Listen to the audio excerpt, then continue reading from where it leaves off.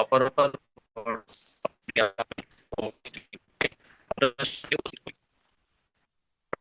সেই বাস্তবতা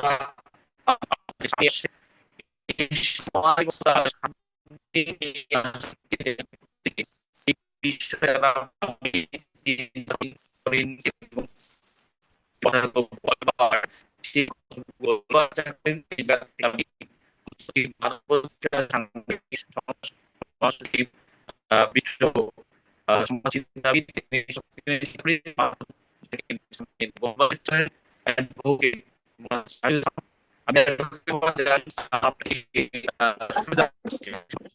সাচি ভাই, আপনার কথা ক্লিয়ার আসতেছে না সাচি ভাই।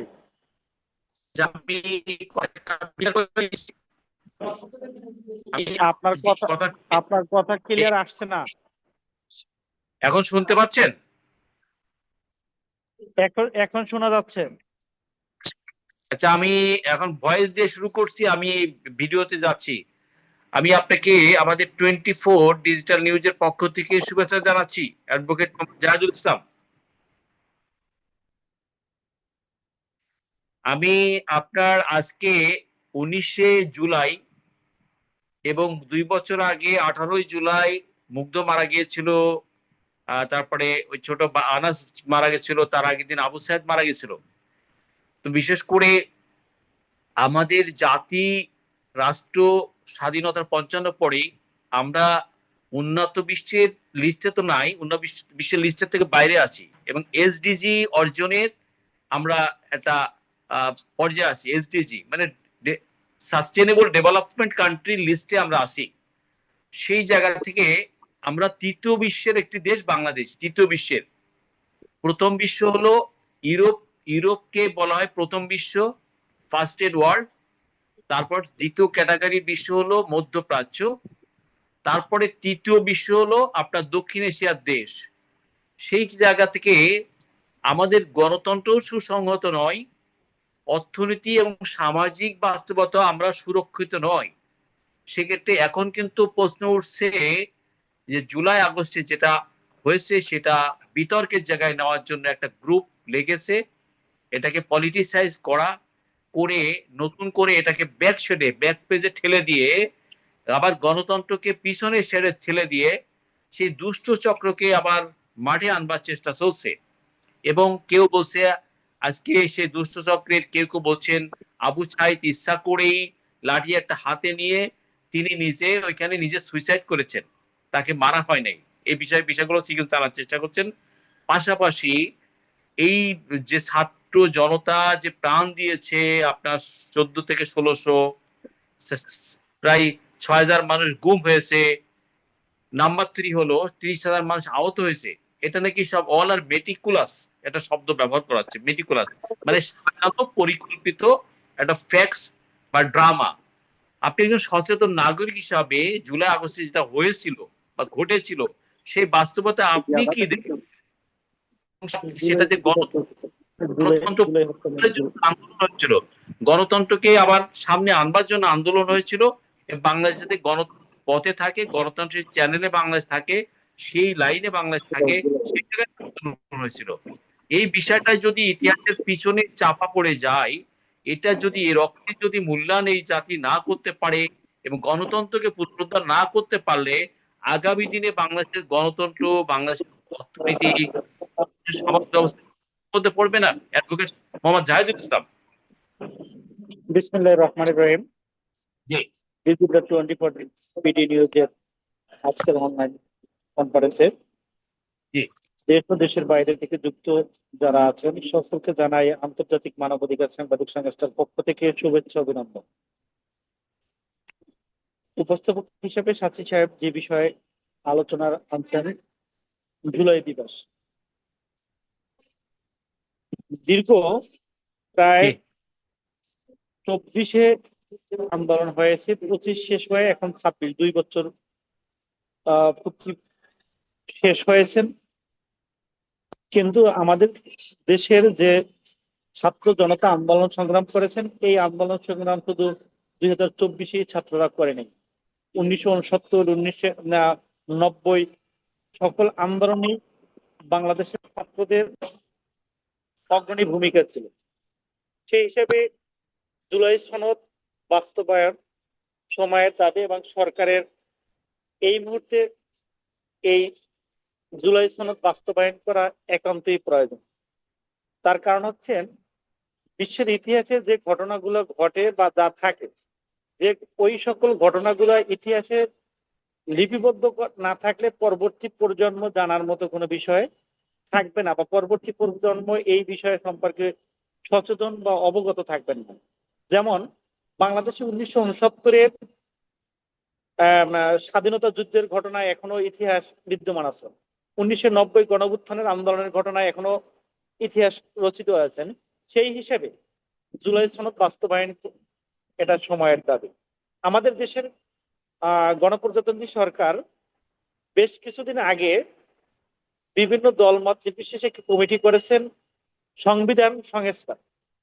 সংবিধান সংস্কার যেমন গুরুত্বপূর্ণ বিষয়, সেই সংবিধান সংস্কারের বিষয়ের সঙ্গে জুলাই আন্দোলন বাংলাদেশের ইতিহাসে একটি অত্যন্ত গুরুত্বপূর্ণ অধ্যায়। কোটা সংস্কার আন্দোলন থেকে শুরু হয়ে একটি পরবর্তীতে একটি বৃহত্তর জাতীয় সংকট রূপ নেয়। এই আন্দোলনে বহু শিক্ষার্থী, সাধারণ মানুষ, সাংবাদিক, বিভিন্ন পেশার মানুষ প্রাণ হারান এবং হাজার মানুষ আহত হন। আমরা গভীর শ্রদ্ধার সঙ্গে স্মরণ করা উচিত এবং স্মরণ করছি আবু সাইদ, যিনি রংপুরে আন্দোলনের সময় নিহত হন এবং যার মৃত্যু দেশ জুড়ে গভীর আলোড়ন সৃষ্টি করে। আমরা স্মরণ করছি মীর মাহফুজুর রহমান মুগ্ধকে, যিনি আন্দোলনকারীদের মধ্যে পানি বিস্কুট বিতরণ করতে গিয়ে প্রাণ হারান। একইভাবে মোহাম্মদ ওয়াসিম আকরাম, ফয়সাল আহমেদ শান্ত, মোহাম্মদ শাহজাহান, মোহাম্মদ ফারুক সহ সকল নিহতদের প্রতি গভীর শ্রদ্ধা নিবেদন করছি। আমরা তাদের আত্মার মাগফিরাত স্মরণ করি। দেই যে একটি রাষ্ট্রের মানুষ জীবন মত প্রকাশের অধিকার, আইনের শাসন ও মানবিক মর্যাদা সর্বোচ্চ গুরুত্ব পাওয়া উচিত। আমাদের প্রত্যাশা যেন সব ঘটনায় প্রাণহানি ঘটেছে সেগুলো নিরপেক্ষ তদন্ত, সত্য উদ্ঘাটন। একই সঙ্গে ভবিষ্যতে যেমন এমন পরিস্থিতি পুনরাবৃত্তি না ঘটে সেই জন্য রাষ্ট্র, রাজনৈতিক দল, প্রশাসন এবং নাগরিক সমাজ সবাইকে অগ্রণী ভূমিকা পালন করা উচিত। বাংলাদেশের তরুণেরাই আমাদের ভবিষ্যৎ। তাদের নিরাপত্তা, শিক্ষা, কর্মসংস্থান, মত প্রকাশের স্বাধীনতা, ন্যায় বিচার নিশ্চিত করা একটি উন্নত সমৃদ্ধি বাংলাদেশের পূর্ব শর্ত। যদি গণতন্ত্র রাষ্ট্র আমরা তৈরি করতে চাই, তাহলে এদেরকে প্রাধান্য দিয়ে আমাদের বাংলাদেশ জনগণ গণসচেতন উদ্ধার করা সম্ভব। পরিশেষে জুলাই আন্দোলনের সকল শহীদের প্রতি গভীর শ্রদ্ধা জানাই, আহতদের দ্রুত সুস্থ কামনা করি এবং প্রার্থনা করি আল্লাহ তাআলা যেন সকল নিহতকে জান্নাতুল ফেরদাউস নসিব করেন। আমরা গণ সচেতনতার জি সহিত আন্দোলন সংগ্রাম যা করেছি বা যা আমি হয়েছে, আপনাকে জি আমি আপনার বক্তব্য কোর্স করছি যে 33টি রাজনৈতিক দল দীর্ঘ প্রায় 78টা মিটিং করে 4 মাস আপনার যে পদ্মাতে 33টি রাজনৈতিক দলের এই সংস্কারের বিষয়ে মূল 12 কি 13টা বিষয়ের মৌলিক বিষয় সংস্কার বিষয়ে একটা রাজনৈতিক চুক্তি হয়েছিল। আপনি কিন্তু নাগরিক সমাজের মানুষ হিসাবে এই যে 33টা রাজনৈতিক দলের যে চুক্তিটা হয়েছিল, এই চুক্তির বাস্তবতা বিএনপি তো অস্বীকার করে না। তাহলে এই রাজনৈতিক চুক্তি, এই দলিলটা, এই রাষ্ট্র সংবিধান সংস্কার থেকে শুরু করে রাষ্ট্রের মৌলিক কাঠামোগুলো সংস্কারের জন্য চুক্তি হয়েছিল। একটা রাষ্ট্রের যখন বিশেষ করে বৈষম্য তীব্রতর হয়, বৈষম্য চরম পর্যায়ে চলে গিয়েছিল, নাম্বার 2 হলো গণতন্ত্রহীন বাংলাদেশ, অর্থনীতিতে দুরবস্থা, এই সামষ্টিক দুরবস্থার থেকে উত্তরণের জন্যই তো একটা রাজনৈতিক চুক্তি হয়েছিল। এখন বিএনপির কি দায় এবং দায়িত্ব আছে? 33টি রাজনৈতিক দলের মধ্যে যে চুক্তি হয়েছিল আপনার সরকার পরিচালনা, রাষ্ট্র পরিচালনার ক্ষেত্রে সবচেয়ে বৃহৎ রাজনৈতিক দল হিসাবে এই চুক্তিদের প্রতি শ্রদ্ধা জানানো, চুক্তি বাস্তবায়নের ক্ষেত্রে বিএনপির কি এখন দায় এবং দায়িত্ব আছে? 33টি রাজনৈতিক দল যে সেটা চুক্তি করেছিল, এই যে জুলাই সনদ সনদ চুক্তি যেটা হয়েছিল রাজনৈতিক দলিল, এই দলিলটা বাস্তবায়ন করা তো বাস্তবতা এবং সমাজ এই দলিল বাস্তবায়ন করা ডিমান্ড করেছিল। ডিমান্ডটাকে বিএনপির গুরুত্ব দেওয়া এবং এর মৌলিক সংস্কারের দিকে বিএনপির অবস্থান, একটা নাগরিক হিসেবে আপনি আপনার এই ব্যাপারে কি আপনার মতামত?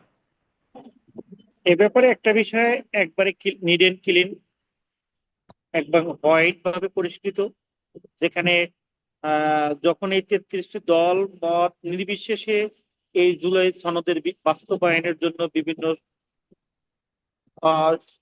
বিভিন্ন বিষয় নিয়ে আলোচনা হয়, বিভিন্ন দল মত ভিন্ন মত প্রকাশ করেও গত ইন্টারিয়াম সরকারের আমলে এই জুলাই সনদের 33টি দল একমত পোষণ করেছিলেন, এবং সেই সময়ের প্রেক্ষাপট একটা ছিল, অর্থাৎ নির্বাচিত জনপ্রতিনিধি ছিল না, মনোনীত জনপ্রতিনিধি ছিল। কিন্তু আমাদের দেশে যখন নির্বাচিত গণতন্ত্র সরকার এসেছে, সেই ক্ষেত্রে সরকার সংবিধান সংস্কারের একটা কমিটি করেছেন। এই সংবিধান সংস্কারের মধ্যে আমরা জুলাই সনদ বাস্তবায়ন করে নিতে পারে, এবং সরকার নিবে বলো আমার বিশ্বাস, এবং সরকার নেওয়ার জন্য তাদেরও দ্বিমত পোষণ নাই। সরকার একাগ্রতার সহিত এই বাস্তবায়নের যে রূপরেখা, তার পরিমাপ অনুসারে তারা কাজ করে যাচ্ছেন, আমরা নাগরিক হিসেবে যেটা দেখতে পাচ্ছি। সেদিক থেকে বাংলাদেশের যে নবনির্বাচিত সরকার গঠন করার পরে তাদের সংবিধানের আইন অনুসারে এবং সংসদে আইন প্রয়োগ করে অবস্থানগুলো সেটা তারা অলরেডি তৈরি করেছেন। আমাদের প্রত্যাশা একটি সুন্দর, শান্তিপূর্ণ, ন্যায়ভিত্তিক, বৈষম্যহীন বাংলাদেশ, এমন একটি বাংলাদেশ যেখানে আইনের শাসন প্রতিষ্ঠিত হবে, মানুষের মৌলিক অধিকার সুরক্ষা থাকবে, এবং কোন নাগরিক রাজনৈতিক পরিচয়ের কারণে বৈষম্য বা হয়রানির শিকার হবে না। এটা আমাদের সচেতন নাগরিকের দাবি। যদি বিএনপি সরকার রাষ্ট্র পরিচালনার দায়িত্ব পালন করতেছেন, তাহলে প্রত্যাশা হবে জুলাই আন্দোলনের ঘটনাগুলোকে নিরপেক্ষ তদন্ত, দায়ীদের আইনের আওতায় আনা, দুর্নীতির বিরুদ্ধে কঠোর অবস্থানে সুশাসন প্রতিষ্ঠা, কর্মসংস্থান সৃষ্টি, শিক্ষা স্বাস্থ্য খাতের উন্নয়ন এবং রাষ্ট্রের প্রতিষ্ঠানের স্বচ্ছতা জবাবদিহিতা নিশ্চিত করা। এগুলো নিশ্চিত করতে গেলে বাস্তবে সবকিছু বেরিয়ে সঠিক, সত্য, ন্যায় প্রতিষ্ঠিত হয়। এই সংবিধান সংস্কার ও জুলাই সনদ সহজেই বাস্তবায়ন। একই সঙ্গে বিরোধী দলের দায়িত্ব রয়েছে। জি বলেন। হ্যালো। একই সঙ্গে বিরোধী দলীয় দায়িত্ব রয়েছে গণতান্ত্রিক মূল্যবোধকে শক্তিশালী করা। তারা যেন গঠনমূলক সমালোচনার মাধ্যমে সরকারের ভুলগুলো তুলে ধরে জনগণের দাবি দেওয়া সংসদ ও জনপরিসরে উপস্থাপনা করে এবং শান্তিপূর্ণ সাংবিধানিক পদ্ধতিতে রাজনৈতিক কর্মসূচি পালন করে। একটি শক্তিশালী গণতন্ত্রের জন্য দায়িত্বশীল সরকার যেমন প্রয়োজন, তেমনি দায়িত্বশীল বিরোধী দলও অপরিহার্য ভূমিকায় থাকা প্রয়োজন।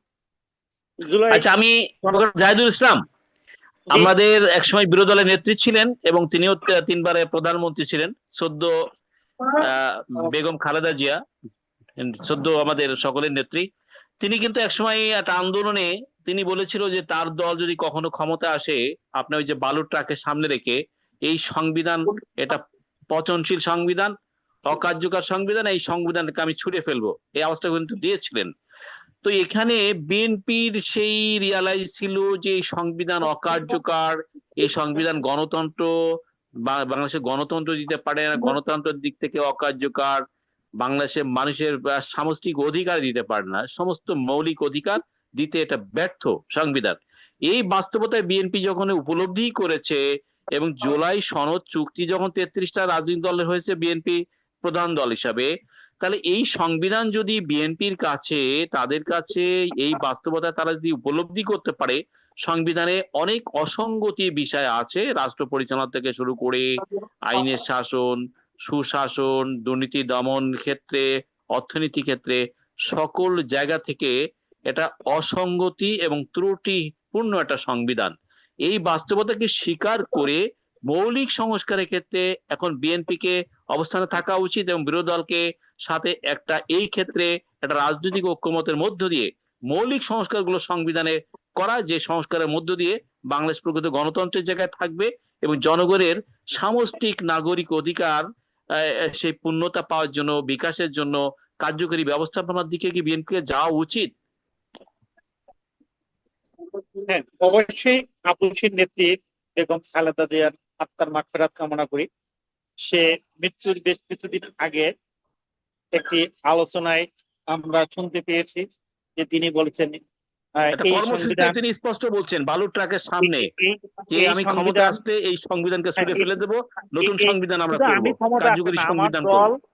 আমার দল জি। ক্ষমতা আসলে আমি হ্যাঁ। সংবিধান সংস্কার করব এবং এই অসাংবিধানিক এবং কারো মন গড়া সংবিধানকে ছুঁড়ে ফেলে দিব, এ ধরনের বক্তৃতা মরহুম দেশ নেত্রী আপসীর নেত্রী বেগম খালেদা জিয়ার বক্তব্যে ছিলেন এবং আমরা সেটা বাস্তবে রূপ দেখতে পাচ্ছি। তারই সুযোগ্য উত্তরসূরি হিসেবে মাননীয় প্রধানমন্ত্রী তারেক রহমান সরকার গঠন করার পরে বেশ কিছুদিন আগে সংসদ অধিবেশনে তারা একটা কমিটি পাশ করেছেন এবং সেই কমিটি পাশের আগে ক্ষমতাসীন দল সংসদ নেতা হিসেবে তারা প্রস্তাব করেছিলেন বিরোধী দলকে এই কমিটির 5 সদস্য তাদেরকে মনোনয়ন করার জন্য। কিন্তু বিরোধী দল কেন, কি কারণে অংশ নেয়নি এ বিষয়ে আমি অবগত নয়। এরপরও ছোটখাটো বিভিন্ন দল নিয়ে, যেমন জোনায়েদ সাকি, গণ অধিকারের নুরু, এ ধরনের বিভিন্ন দল থেকে লোক নিয়ে একটি সংবিধান সংস্কার কমিটি করেছেন। এই কমিটি যদি তাদের গণতন্ত্রের অধিকার রক্ষার জন্য তারা সংবিধানকে সংস্কার করে, তাহলে অবশ্যই সেখানে জুলাই সনদ বাস্তবায়ন হবে এবং আমাদের দেশের যে ত্রুটিপূর্ণ সংবিধান আছে সেই ত্রুটিগুলো সংস্কার হয়ে যাবে আশা করা যায়।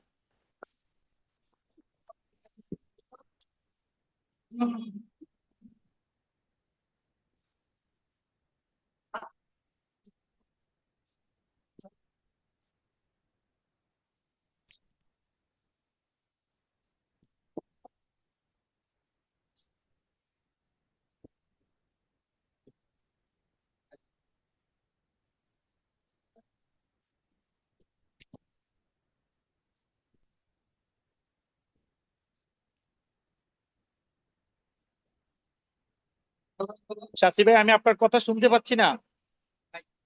এখন শুনতে পাচ্ছেন? হ্যাঁ, এখন শোনা যাচ্ছে। হ্যাঁ, সেটা বলছি যে এখন সর্বশেষ পরিস্থিতি, পার্লামেন্টের যে পরিস্থিতি, সেখানে বিএনপি জামাতের কাছে সংবিধান সংস্কারের ক্ষেত্রে একটা কমিটি প্রিপারেশন সিদ্ধান্ত নিয়েছে। সেই কমিটিতে জামাতের মেবি 4 জন সদস্যকে চাচ্ছেন অপোজিশন থেকে। সেই কমিটি, একটা কমিটি হবে সংবিধান সংস্কারের। সেই কমিটি সেই কমিটির মানে ম্যানেজমেন্টে সংবিধান সংস্কার হবে। এখন বিএনপি বলতেছে আমরা এই জুলাই আগস্ট আন্দোলনের ফলাফল পরিণতি সরকার আমরা, এবং আমরা এই রক্তের মূল্যায়ন করব, আমরা সংবিধান সংস্কারের পক্ষে অবস্থান করছি। সেটা পর্যায়ক্রমে ধীরে ধীরে আমরা সেদিকে যাব। এবং সাম্প্রতিক সময় জামাতকে অপোজিশন দলের কাছ থেকে তারা 4 জন সদস্যের নাম চেয়েছে সংবিধান সংস্কার কমিটিতে। সেই মানে একটা কমিটি হবে, সেই কমিটির মধ্য দিয়ে, কমিটির কার্যক্রমের মধ্য দিয়ে সংবিধান সংস্কার করা হবে। এখন বিএনপির এই অবস্থান এবং বিএনপি আগামী দিনে সংবিধান সংস্কারে যে পথে হাঁটতে চাচ্ছেন সেটা কতটা সঠিক, সময় উপযোগী, পাশাপাশি আপনার এখনো ওই যে 800 সামথিং রাষ্ট্রীয়ভাবে 8 শতাধিক শহীদের তালিকা হয়েছে 1400 জনের মধ্যে। বাকি তালিকার পূর্ণাঙ্গ তালিকা প্রকাশ করা, পাশাপাশি এখনো যে গণকবর পাচ্ছে এই গণকবরকে আইডেন্টিফাই করে তাদেরকে তালিকাভুক্ত করা, এটা কি সময় দাবি করে? এবং সংবিধান সংস্কার এবং এই সমস্ত শহীদের তালিকাভুক্ত করা এবং তাদেরকে ভাতার আওতায় আনা, এটা কি সময়ের বাস্তবতা এই জায়গাতে বিএনপির ভূমিকা রাখা উচিত? অতীতে যে বক্তব্য প্রদান করেছি তার ভিতরে অনেকগুলো কথা বেরিয়ে আসছেন যে স্বচ্ছ তদন্তের মাধ্যমে সুশাসন বাস্তবায়ন করতে গেলে সেক্ষেত্রে জুলাই সনদ বাস্তবায়ন হবে এবং সেই ক্ষেত্রে সংবিধান সংস্কার করাও সম্ভব হবে। তাই গণকবর হলে সেখানে তদন্ত করলে অর্থ বেরিয়ে আসবে। যদি মিথ্যা কোনো তথ্যের মাধ্যমে শহীদের সংখ্যা বাড়তি কমতি করা হয় সেখানে বেরিয়ে আসবে। যেমন আমাদের মাঝে গতকালকে সোশ্যাল মিডিয়া একটি ভাইরাল দেখা যাচ্ছে যে 1 লোক মদ্যপান অবস্থায় রাস্তায় পরে মারা গেছেন, তাকেও জুলাই সনদের তালিকায় নেওয়া হচ্ছে।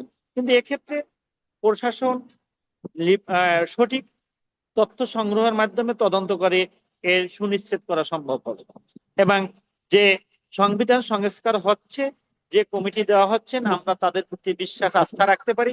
যদি তারা কতটুকু সহনশীলভাবে এবং সঠিক তথ্য নিয়ে সংস্কার করে, সেটা করার আগে কখনো বলা যাবে না ভালো হবে কিনা খারাপ হবে, কেন যেটা দেখি নাই, যেটা শুনি নাই, সেটা সম্পর্কে কোনো মন্তব্য করা আদৌ ঠিক হবে না আমার মত।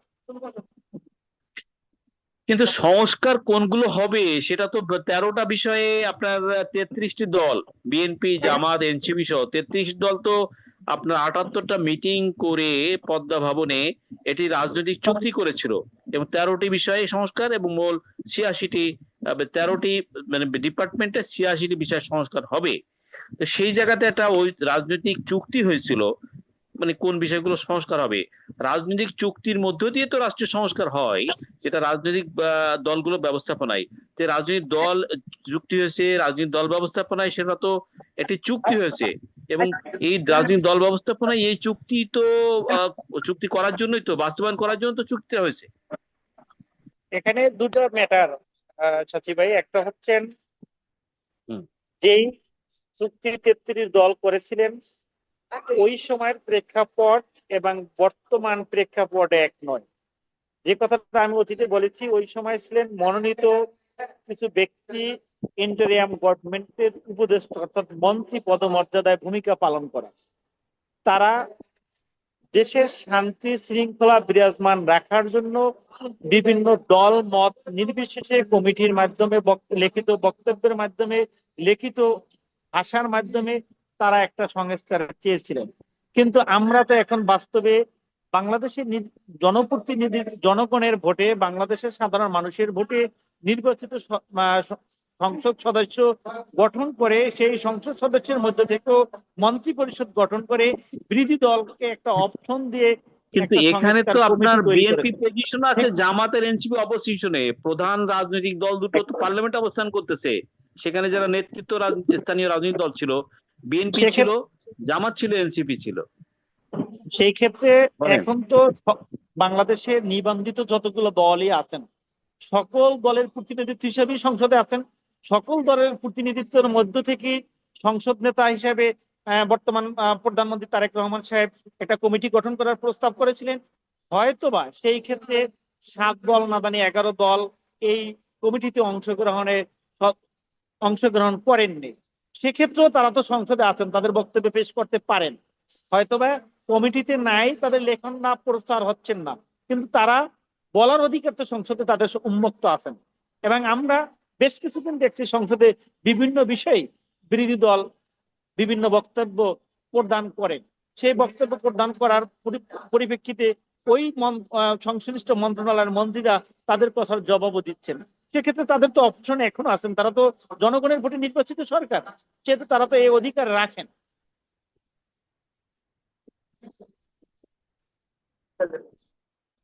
জি, আপনাকে ধন্যবাদ, কৃতজ্ঞতা জানাচ্ছি অ্যাডভোকেট মোহাম্মদ জাহাদুল ইসলাম। আসলে কালে কালে কালবেলা, কালে কালে দীর্ঘ বেলা, সময় যাচ্ছে প্রত্যেকদিন। আমাদের আমাদের জীবন থেকে, জাতীয় জীবন থেকে একটি একটি সময় যাচ্ছে। সময় বাস্তবতায় সমাজের যেমন রূপান্তর হয়, রাজনৈতিক পট পরিবর্তন হয় এবং পাশাপাশি আপনি একটা জিনিস দেখেছেন, আজকে বিশ্বকাপ ফুটবল খেলা চলছে, আজকে ফাইনাল খেলা। আজকে সর্বত্রই কিন্তু রাজনীতি করণ এর একটা বিশ্বের ধারাবাহিকতা চলছে পুঁজিবাদী ব্যবস্থাপনায়। সাম্প্রতিক সময় আপনি দেখেছেন ইরান খেলতে গেছে আমেরিকাতে, সেখানে মিস্টার ট্রাম্পও সেখানে নগ্ন হস্তক্ষেপ করেছেন। আমেরিকার একটা খেলায় একটা প্লেয়ারকে লাল কার্ড দেখানো হয়েছে, কিন্তু ফিফার নিয়ম হলো যে কোনো প্লেয়ার লাল কার্ড খেলে বা লাল কার্ড পেলে তিনি পরবর্তীতে 1 থেকে 2টা খেলায় খেলতে পারবেন না। কিন্তু মিস্টার ট্রাম্প সরাসরি হস্তক্ষেপ করে পরের খেলায় সে আমেরিকার প্লেয়ারকে খেলাতে বাধ্য করাইছেন ফিফাকে দিয়ে। তা ট্রাম্প সর্বত্রই নগ্নভাবে আগ্রাস করছেন। সে মধ্যপ্রাচ্যের তেল সম্পদ লুণ্ঠন করবার জন্য ইরানের উপরে অজাস্তিভাবে যুদ্ধ চাপিয়ে দিচ্ছেন এবং ভেনিজুয়েলার মাদুরোকে ধরে নিয়ে আসছেন, নিয়ে আসে মাদক অপরাধ হিসাবে সে তার ট্রায়াল বিচার করতেছেন। আন্তর্জাতিক আইনকে ভঙ্গ করে আর সেটাকে ভায়োলেট করে ট্রাম্প এই উন্মাদনায় মেতেছেন। তা ট্রাম্প বিশ্বের গণতান্ত্রিক ব্যবস্থাকে তিনি বড় ধরনের এরপর আঘাত করেছেন, মানবাধিকার লঙ্ঘন করে চলেছেন। তো এই ফুটবলেও নগ্ন হস্তক্ষেপ, ফুটবলের নিয়ম কানুনকে তারা তোয়াক্কা করতেছে না। আমেরিকার এই যে নগ্ন হস্তক্ষেপ এবং ইরানের প্লেয়ারদেরকে সেখানে আমেরিকা থাকার কোনো সুযোগই দেন নাই। খেলা শেষ, ইরানের প্লেয়ারকে সেখান থেকে সঙ্গে সঙ্গে ফ্লাই করতে বাধ্য করাচ্ছেন। এই যে মানবাধিকারের লঙ্ঘন, খেলাতেও নগ্ন হস্তক্ষেপ, এই আমেরিকা বিশ্বের গণতন্ত্রের জন্য একটা বিপজ্জনক শক্তি, পাশাপাশি বিশ্বের মানবাধিকার গণতন্ত্র বিপরীত অবস্থানে কি আমেরিকা চলে গেছে? অ্যাডভোকেট মোহাম্মদ জাহিদুল ইসলাম। প্রথমেই বলতে চাই, খেলাধুলা হওয়া উচিত রাজনীতি বিভাজন। অযাচিত প্রভাবের ঊর্ধ্বে যদি কোন রাষ্ট্রনেতা, রাজনৈতিক ব্যক্তি বা অন্য কোনো পক্ষের হস্তক্ষেপ অভিযোগ ওঠে, তাহলে সেই বিষয়টি যাচাই করা এবং আন্তর্জাতিক ক্রীড়া সংস্থাগুলো নিরপেক্ষ তদন্তের উপর গুরুত্ব দেওয়া উচিত। বাংলাদেশের সচেতন সমাজ হিসেবে আমাদের করণীয় হলো গুজব বা আবেগের ভিত্তিতে নয়, বরং সত্য প্রমাণের ভিত্তিতে মতামত দেওয়া, সামাজিক যোগাযোগের মাধ্যমে বাছাইহীন তথ্য ছড়ানো থেকে বিরত থাকা। একই সঙ্গে আমরা চাই আন্তর্জাতিক ফুটবল পরিচালনাকারী সংস্থাগুলো যেন স্বচ্ছতা, জবাবদিহিতা ও নিরপেক্ষতা বজায় রেখে খেলাধুলা মানুষের মধ্যে সম্প্রীতির, বন্ধুত্ব ও ঐক্যের বার্তা বহন করবে। কোন রাজনৈতিক স্বার্থের হাতিয়ার যেন না হয়। আমরা সবাই আজকে যে বিশ্বকাপ ফাইনাল, স্পেন কিন্তু রাজনৈতিকভাবে ফিলিস্তিনের স্বাধীনতার প্রতি সমর্থন জানিয়েছে এবং দৃঢ় কণ্ঠে, এবং ইরানের এই প্রতি অনৈতিক যুদ্ধের বিরুদ্ধে স্পেনের অবস্থান আছে। স্পেন তো বিশ্বের পজিটিভ পলিটিক্সকে সামনে আনছে এবং হিউম্যান রাইটস এর প্রতি যথেষ্ট এটাকে সে ইগনোর করছে না, এটাকে যথেষ্ট করছে, অনার করছে। হ্যাঁ, স্পেন পজিটিভ পলিটিক্স আছে এবং স্পেন কিন্তু যে স্পেনে বার্সেলোনা সহ আপনার বড় বড় ক্লাব গুলো, চারটা নামকরা ক্লাব ইউরোপের, সেই স্পেনে এবং স্পেনের গত 2 বিশ্বকাপের আগে একটি বিশ্বকাপ নিয়ে গেছে স্পেন। এক্ষেত্রে আজকে স্পেন বিশ্ব আর আমেরিকা আর্জেন্টিনার খেলাটাকে আপনি কিভাবে দেখছেন? স্পেনের পজিটিভ পলিটিক্স এর অবস্থান, তারা ফিলিস্তিনি স্বাধীনতাকে অলরেডি স্বীকৃতি দিয়েছে এবং ইরানের নৈতিকতার পক্ষে তাদের অবস্থান আছে। স্পেনের আজকের এই বিশ্বকাপ ফাইনাল খেলাটাকে আপনি কিভাবে দেখছেন এবং স্পেনকে কিভাবে আপনি মূল্যায়ন করতে চান? এক কথায় বলা হচ্ছে, ফিফা বিশ্বকাপ 2026 যে খেলাটা আয়োজন হয়েছেন, এটা আনন্দের খেলা ছিল এবং মানুষের আবেগের জায়গা ছিল। কিন্তু আমরা দেখতে পাচ্ছি তার ভিন্ন যে কথাটা আপনি একটু অতীতে বলে গেছেন। ফিফা বিশ্বকাপের খেলায় একজন প্লেয়ার লাল কার্ড পাওয়ার পরে সেকেন্ড টাইম তার খেলার কোনো অপশন থাকে না। সেক্ষেত্রে বৃহত্তম দেশের রাষ্ট্রপ্রধান ডোনাল্ড ট্রাম্প তার ক্ষমতা অপব্যবহার করছে। তিনি এই ফিফা বিশ্বকাপের খেলায় রাজনৈতিকতা, তার প্রতিবন্ধকতা সৃষ্টি করছেন। যেমন ইরান আর ফিলিস্তিনের যুদ্ধ হচ্ছেন, মাঝখান থেকে সুবিধা নিচ্ছেন আমেরিকা ডোনাল্ড ট্রাম্প। কিন্তু এই ফুটবল খেলাও সেই রকমের একই ঘটনা ঘটাচ্ছেন। আমরা বেশ কিছুদিন আগে কিছু খেলায় দেখেছি, আজকে যে আর্জেন্টিনা আর স্পেনের খেলা, এর আগে আর্জেন্টিনা মিশরের খেলার সময়ও ইসলামী রাষ্ট্র হিসেবে মিশরের প্রতি যারা খেলা পরিচালনা করছেন তারা কিছু অসঙ্গতিপূর্ণ কাজ করেছেন, যেটা মানুষের চোখে একবারেই দৃষ্টান্তমূলক। একই সময়ে বিশ্ববাসীর দৃষ্টি ফিলিস্তিনের মানবিক সংকটের দিকেও রয়েছে। অনেকেই লক্ষ্য করেছে যে স্পেনের সরকার ফিলিস্তিনের জনগণের প্রতি মানবিক ও কূটনৈতিক সমর্থন প্রকাশ করেছে। তবে একটি দেশের সরকারি অবস্থান একটি জাতীয় ফুটবল দলের খেলাকে এক করে দেখা উচিত নয়। খেলোয়াড়েরা মাঠে দেশের প্রতিনিধিত্ব করলেও আন্তর্জাতিক রাজনীতি ভিন্ন বিষয়। আমরা বাংলাদেশের মানুষ হিসেবে মানবতা, শান্তি, ন্যায় বিচারের পক্ষে থাকতে পারি। একই সঙ্গে খেলাধুলা বিভেদের নয়, সাম্প্রতিক প্রতীক হিসাবে দেখি। আজকে যে স্পেন এবং আর্জেন্টিনা এক উৎসব মুখর খেলা হওয়া উচিত, কারণ উভয় দলই 48টা দলের সঙ্গে প্রতিদ্বন্দ্বিতা করে আজকে চ্যাম্পিয়ন হিসেবে মাঠে নামবেন। সেক্ষেত্রে অতীতে যে ধরনের অসঙ্গতি হয়েছে, আজকে যেন সেটাকে মানবিকভাবে, মানবাধিকার রক্ষার মধ্যে, মানবিক দৃষ্টিকোণ থেকে স্বচ্ছ জবাবদিহিতার মতো ফিফা আজকে একটা খেলা দেয়, এই প্রত্যাশা আমরা করি। জি, আপনাকে ধন্যবাদ, কৃতজ্ঞতা জানাচ্ছি। তবে দেখুন, বিশ্ব কিন্তু আজকে দুটো ভাগে বিভক্ত হয়ে গেছে। একটা ডেমোক্রেসির পক্ষের একটা মানুষ, আর একটা হলো ডিক্টেটর। আজকে বিশ্বে কিন্তু 33টা দেশে যুদ্ধ হচ্ছে, 33টা ছোট বড়।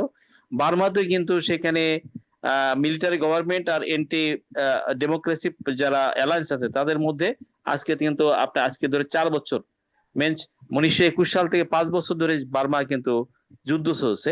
সূচিকে ক্ষমতাচ্যুত করা হয়েছে। তা আপনি বিশেষ করে 33টা যুদ্ধে মিলিটারি ডিক্টেটররা এখানে পুতিন অযাচিতভাবে প্রায় 4 বছর যুদ্ধ করছেন। এখানে বার্মায় 6 বছর যুদ্ধ হচ্ছে। তো এই বিশ্ব তো একটা ইনব্যালেন্স সিচুয়েশনে চলে গেছে ডিক্টেটরদের এই মানে যুদ্ধের কারণে, অপশাসনের কারণে। বার্মা, রাশিয়া, ইসরায়েল সহ এই যুদ্ধগুলো আসলে যদি বিশ্বের শান্তিকামীদের কাছে এই যুদ্ধগুলো থেমে যাওয়া উচিত এবং এখানে গণতান্ত্রিক শাসনগুলোকে ওই দেশে ফিরে আসা উচিত। অ্যাডভোকেট মোহাম্মদ জাহিদুল ইসলাম, গণতন্ত্রের একটা দেশকে ডেভেলপমেন্টের জন্য, একটা দেশের মানুষের পিসের জন্য ডেমোক্রেসির বাইরে কিন্তু অন্য কোনো অপশন নাই, শাসন ব্যবস্থা নাই এখন।